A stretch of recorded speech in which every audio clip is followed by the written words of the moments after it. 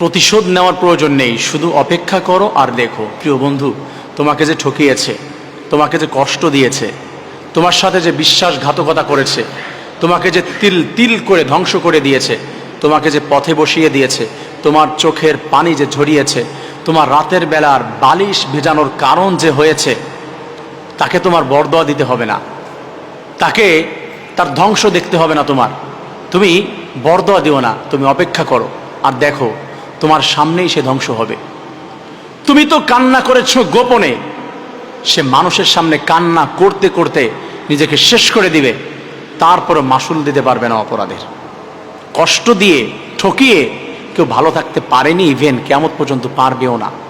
তুমি অপেক্ষা করো, তোমার সামনেই দেখবে কারো কান্নার কারণ হয়েছে, সে শান্তিতে রয়েছে, আমি দেখি নাই।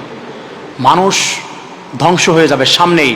আমি ছোট্টবেলায় প্রশ্ন করেছিলাম আমার এক উস্তাদকে, উস্তাদজি, এই যে যারা মানুষকে ঠকায়, মানুষকে কষ্ট দেয়, মানুষের প্রতি জুলুম নির্যাতন করে, এদেরকে আমি একটু হাসরের ময়দানে শাস্তি দিতে পারতাম, আমার ভালো লাগতো।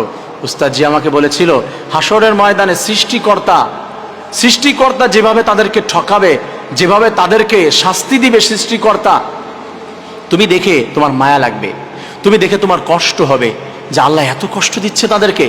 তুমি কত কৌশল জানো তাকে কষ্ট দেওয়ার। ভাই বন্ধু, তুমি তাকে কি কষ্ট দিবে? মেরে ফেলবে, তাই না? তুমি সর্বোচ্চ মেরে ফেলতে পারো।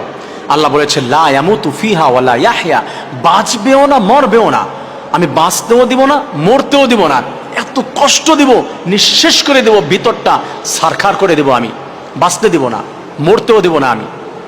আল্লাহু খায়রুল মাকিরিন।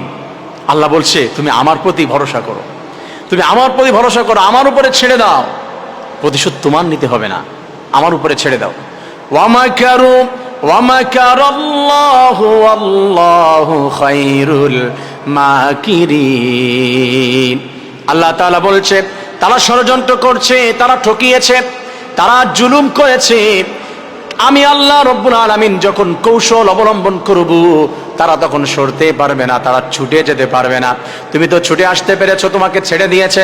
আমি যখন ধরি না, যখন আমি আল্লাহ তাআলা ধরবো, আমি এমন করে ধরবো, আমার হাত থেকে কুদরতি হাত থেকে ছুটার মতো ক্ষমতা তার 14 গোষ্ঠীর থাকবে না। অতএব তুমি আপসেট হয়ে না, মন খারাপ করো না, শুধু ধৈর্য ধারণ করো।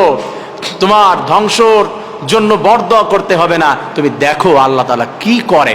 কষ্ট দিয়ে, ঠকিয়ে, প্রতারণা করে, চোখের পানি ফেলানোর কারণ হয়ে, কারোর স্বপ্নগুলো ভেঙে চুরমার করে দিয়ে, কাউকে আকাশ পর্যন্ত উঠিয়ে ভালোবাসা দিয়ে থাপ করে ছেড়ে দেওয়ার যন্ত্রণা যে, কষ্টটা যে কত বেশি, এটা তুমি নিজেই দেখবে, তুমি অনুধাবন করতে পারবে। অতএব প্লিজ আপসেট হয়েও না, মন খারাপ করো না, তুমি অপেক্ষা করো, তোমার সামনেই তুমি দেখতে পাবে। আল্লাহর কাছে বিচার দাও, আল্লাহই বিচার করবে, সেই করবে।